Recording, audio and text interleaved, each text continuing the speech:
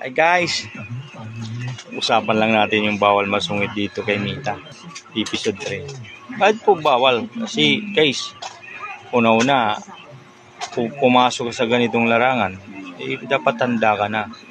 Yung mga basher or hindi nagugustuhan yung mga video mo or mga banat mo o mga content mo, siyempre hindi po yan lahat mapiplease. Kaya maging awareness po tayo dyan. Kung ano mo yung naisip nyo mga niche or content, isipin nyo din yung ibang taon matatamaan kasi talagang hindi lahat yan mapiplease natin. Kahit anong gawin natin yan, maniwala kayo. Maging mabait naman sa nila, ganun pa rin po. Diba? Siyempre, lalo na kung yung mga content natin tinatamaan sila at medyo hindi po natin inano yung kanilang consent, lalo na kung sila mismo yun, ay talagang bawal ka magsungit. Kasi kung yun, comment dun sa video, ay hindi pwede na papatulan mo din.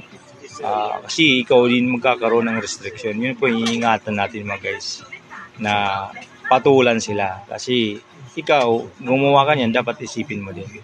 Diba? Pangin natin guys, follow na po. And share and like para updated ka sa ating usapan. Salamat.